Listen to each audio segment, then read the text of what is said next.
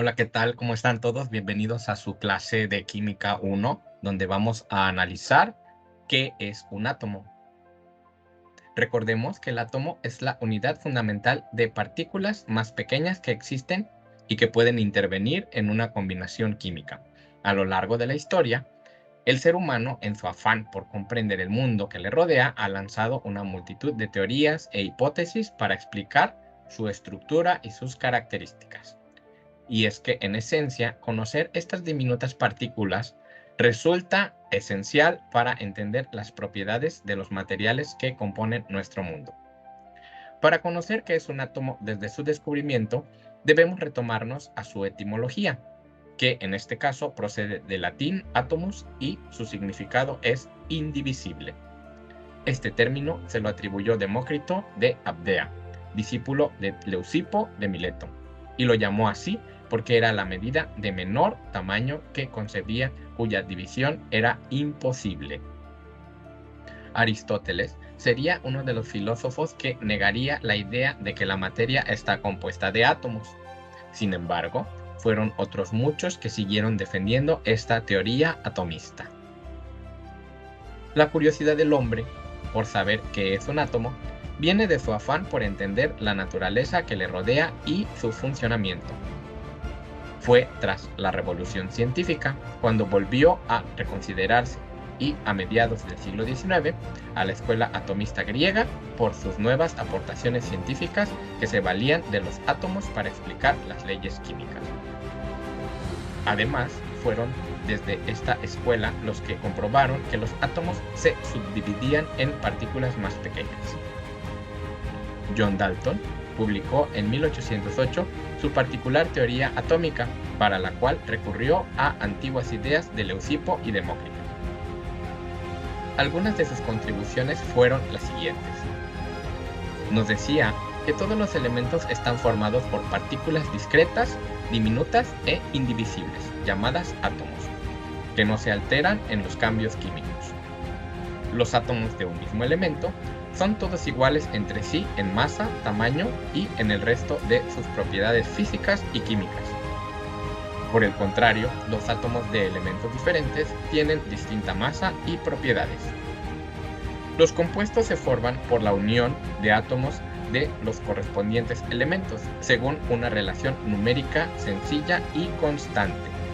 Por ejemplo, el agua está formada por dos átomos de elemento hidrógeno y un átomo del elemento oxígeno, o sea, en una proporción de 2 a 1. En pleno siglo XXI, sabemos que estos tres puntos de la teoría de Dalton, ninguno es completamente cierto, pero aún así, esa aproximación fue la más cercana a todo lo que conocemos hoy en día y que permitió realizar grandes aportaciones para las generaciones futuras. Y de hecho, podríamos seguir investigando en esta línea, ya que estudios recientes han demostrado que poco queda de su etimología, y es que posteriormente a esta teoría se ha conseguido dividir a los átomos en diferentes subpartículas, rompiendo con ello la creencia de que el átomo era un material indivisible. Además, gracias a los diferentes avances hemos logrado conocer la energía que estas diminutas partículas almacenan en su interior. Pero profundicemos. ¿Qué es un átomo? Un átomo es una partícula más pequeña de cualquier elemento. Esta unidad de medida está compuesta por un núcleo y una corteza. Por un lado, el núcleo está compuesto a su vez por neutrones, con carga neutra, y protones con carga positiva. Ambos se encuentran agrupados en el núcleo y forman los nucleones. Y por otro lado, la corteza se compone por electrones, con carga negativa.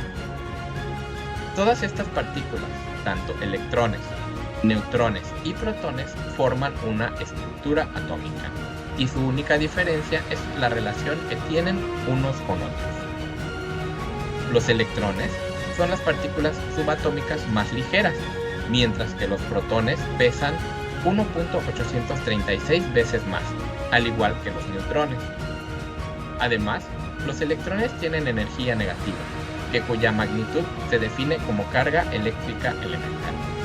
Por el contrario, los protones tienen una carga opuesta a los electrones, y los neutrones, en su defecto, no poseen ninguna carga eléctrica. Los nucleones, o sea, los protones y los neutrones que están en el núcleo del átomo, se encuentran unidos por una energía llamada energía nuclear. Esto hace que el núcleo de los átomos contenga carga positiva y sea el lugar donde se concentren la mayor parte de la masa atómica. Cabe destacar que debido a la energía potencial del mismo, la masa de los nucleones es inferior en el interior del núcleo, al igual que su tamaño. Alrededor del núcleo se encuentran los electrones cuya carga eléctrica es negativa. Si un elemento de protones y electrones es el mismo, significa que el átomo es eléctricamente neutro. Y en el caso de un átomo que tiene más o menos electrones que protones, significa que su carga eléctrica global es negativa o positiva y recibe el nombre de un ion. Un anión es el caso en que sea la carga negativa y un catión si el caso de la carga positiva.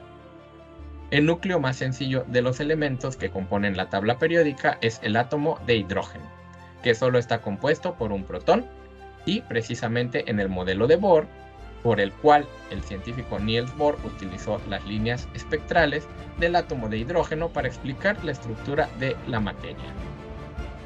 Por ahora es todo en cuanto a esta primera parte del estudio del átomo, y nos vamos a ver en una segunda parte para estudiar los modelos atómicos.